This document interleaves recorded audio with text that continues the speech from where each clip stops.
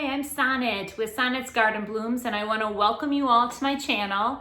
If you haven't been here before, what you're going to find is a lot of DIY, furniture flips, just basically what I do on a day-to-day basis because I do have 3 different booths that I'm constantly replenishing. So I'm just taking you guys along with that journey. Bring you along for my haul videos, so items that I'm thrifting, and then I flip. So today it's going to be about cottagecore. So I've been hearing this term, cottagecore aesthetic, everywhere, and I'm like, what is this? And I did a little research, and it's kind of like a little bit of, you know, everything. So it's kind of like got a farmhouse feel, but it's really back to the basics of living like your grandparents in a way. So it goes all the way to the extremes of dressing like them to the decor. And the decor is really bringing like the insides out. So wait, the insides out, outsides in. Anyway, I'm just gonna dabble in it today and show you like my definition of what I took from it with just a few items that I'm flipping in this video. So watch along and tell me what you think. Here we're starting with the vintage prints that I just picked up at the estate sale. Today we're talking about cottagecore, and a real element of cottagecore is all different flowers. So bringing anything outside in your home. So what we're going to do is we're going to take these 3 prints, and I'm going to paint the frames this really pretty green. It is called Evergreen Fog by Sherwin-Williams. It is it's a really pretty color. So what I am going to do here is paint the frames that color, and then I want to distress them a bit once I paint it. So I'm going to do 2 coats of paint on the all 3 frames. One thing about the cottagecore is that this green is very, very popular when it comes to cottagecore. After doing lots of research, actually any type of green is real popular right now with the cottagecore, and so is blue. So I've been hearing this term so often, cottagecore, and it reminds me, at first I was like, when I went and I did some research, I'm like, well, that's not how I dress.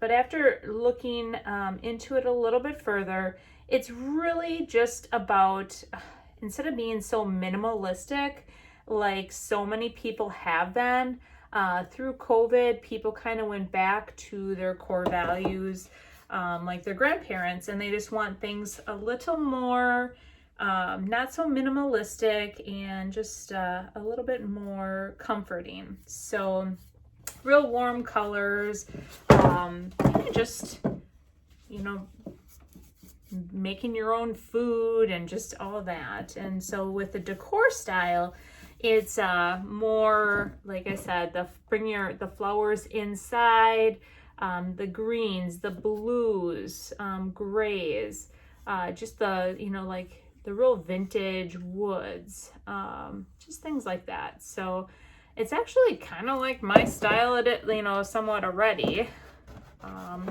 Although I do like some bright colors too. So, all right. So I'm going to go ahead and get these painted and then show you what it looks like in the end.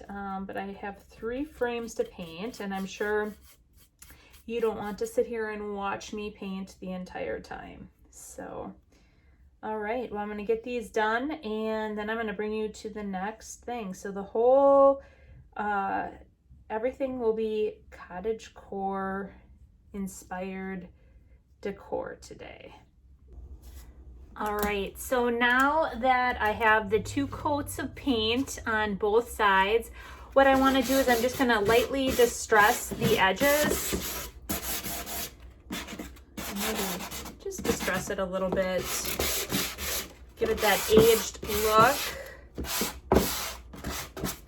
And I'm just using a block that I ended up getting at, actually I got this one I think at the Menards.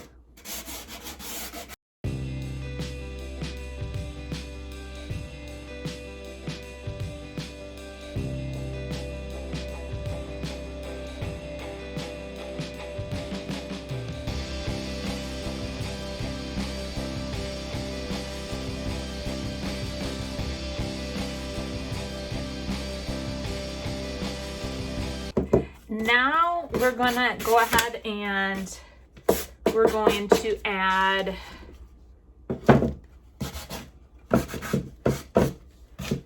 a little wax, white wax to this.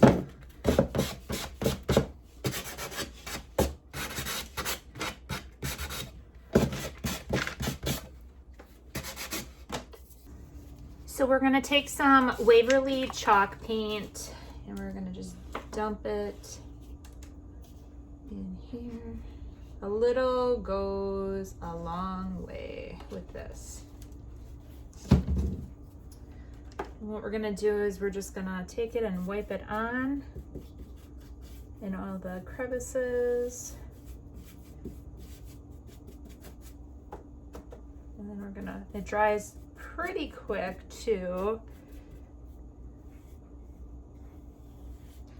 So we're gonna wipe it off then. I wipe it off with paper towel.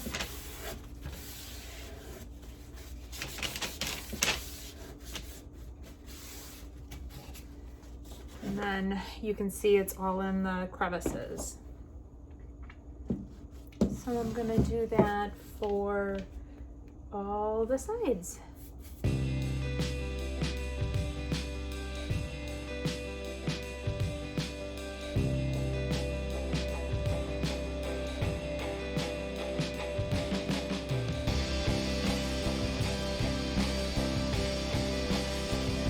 There you have it.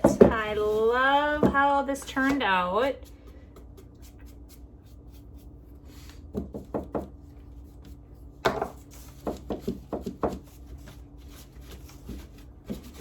Perfect. So you can see this one's done and on to the next. All right, so I have, if you remember, I grabbed these in one of my hauls recently, these two pieces. And then this one I just found. It's just a plate and I loved it. The white is so in. I always am looking for pieces like that. So with these three plates, just using like your grandma's dishes to serve or to decorate with are so Cottagecore. So what I am going to do with these, I only paid 99 cents for each of the bowls, and then this one I paid $1.99 for. I decided I was going to use my IOD stamps and stamp a design on these. So I think with that one, I think I'm going to do the little piggy. And I think in these, I am going to just stamp like that one in there, and this one's a little bit smaller, so maybe like that one. I think there's one that says something about pork, or I don't know, let me see here. These are all marmalades. Oh, here, potted meats. That's what that one says. So I think I'm going to put that one in there. And I'm going to stamp those. Now, I will be using my IOD stamp pad. And this is permanent ink. So let's go ahead and we're going to start with this one. Oh, that has some. All right, I'm going to go ahead and just thoroughly ink up my stamp. And then go ahead and set her down, and you're gonna have to commit and not move it. and then rub over the whole piece. So when you do that, then it's gonna, you just don't want to move the actual stamp, and then lift up. And then you have the stamp in there. It turned out really nice. I like that one. And then let's go ahead and do the pig next. We're gonna go ahead and ink this up. Let's see here. And then again, we're gonna commit and just put it down. And then rub it all the way through the whole, without trying to move it. And there we got the pig on that. That one turned out real nice. And then there's the last one, and this is the one that says potted meat, or I thought it would kind of go with the piggy. So let me do that one next. Oh. This one might be a little bit more tricky.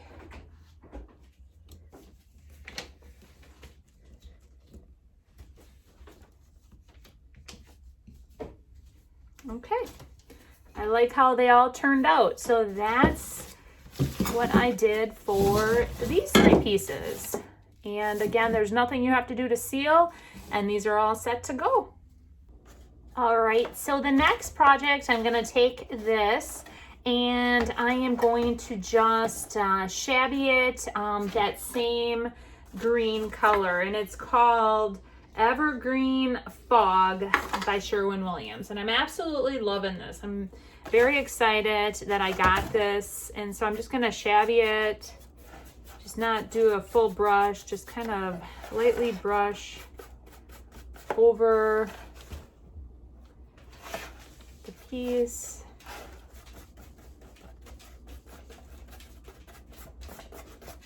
Just to give it a look of old age. Let that wood come through a little bit too.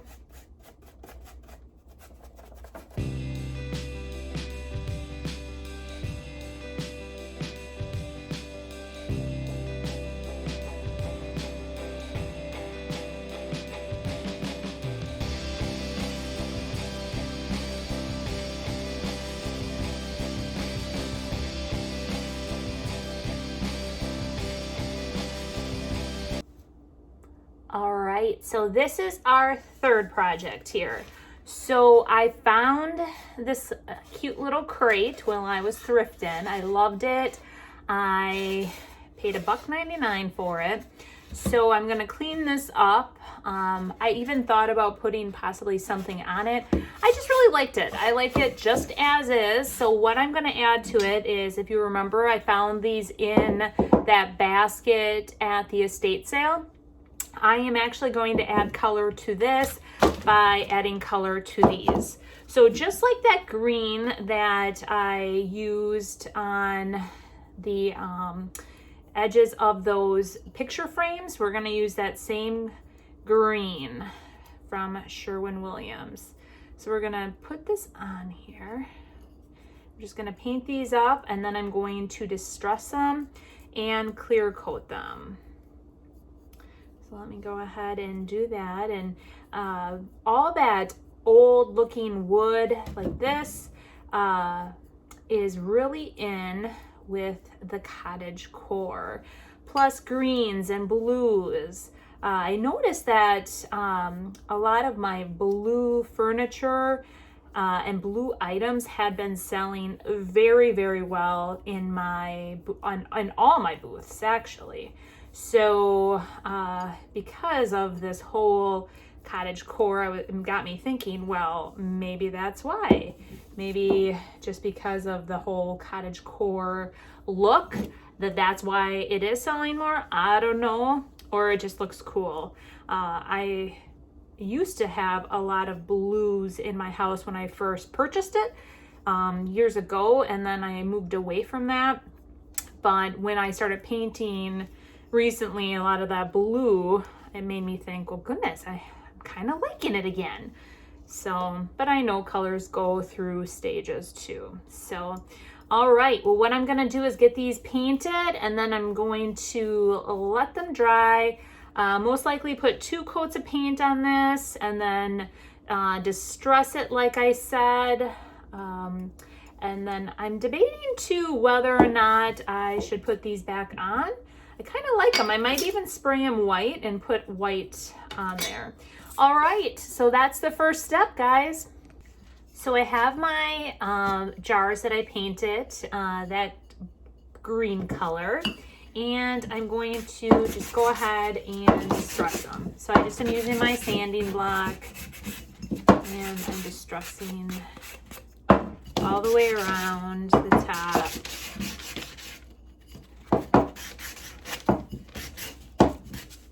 All right, so one of them, which is this one, has the curve. I'm gonna sand that, and then I'm gonna sand just around the edges.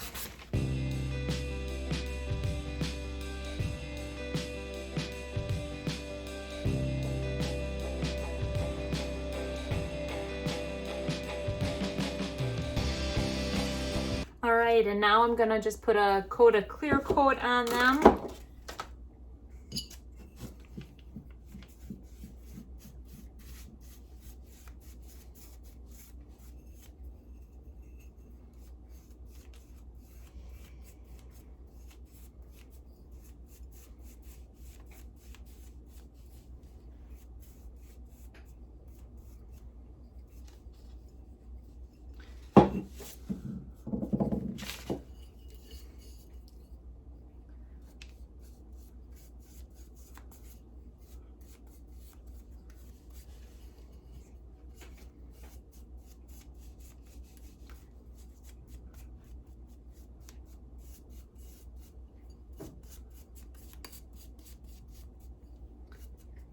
Okay, and they're set. All right, so I have the clear coat on. I did take the tops, I painted them white. So we're gonna put those back on. Oh, one thing I didn't take into account was the, oh, maybe that one doesn't fit on there. Nope, that's why. Where did I put the other one?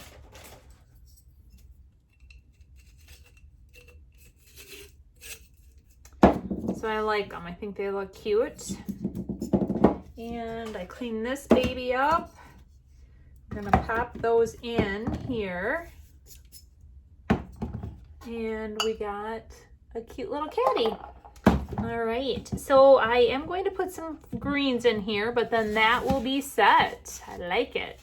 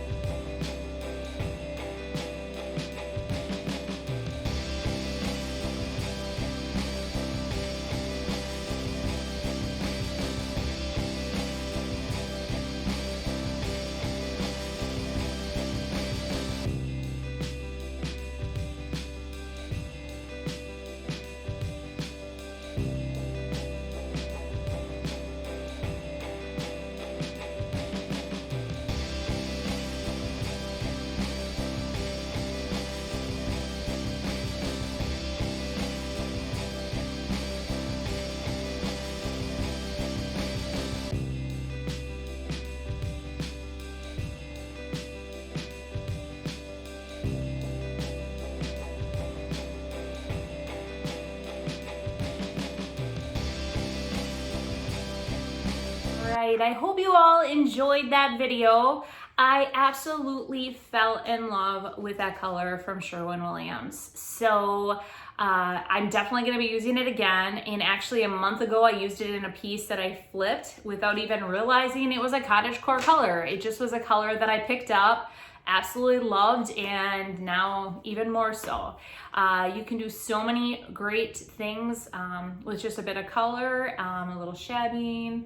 I personally consider my style more shabby chic. I like things that are all rustic and distressed looking. So That's more my style, and that's why I kind of think the cottagecore is somewhat like that too. The more vintage furniture, vintage items just in your home.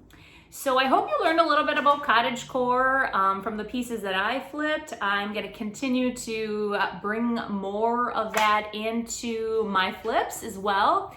But Monday, I do have the baking soda technique in store for you. So I'm going to take some items that I got free and we're going to flip them. We're going to do some painting techniques, with the baking soda, just with the chalk paint in general, and just test a few things out and see if we can take items that people were really gonna throw away, but they gave me, and I'm gonna try to make them beautiful. So we'll see you Monday. You guys have a great weekend.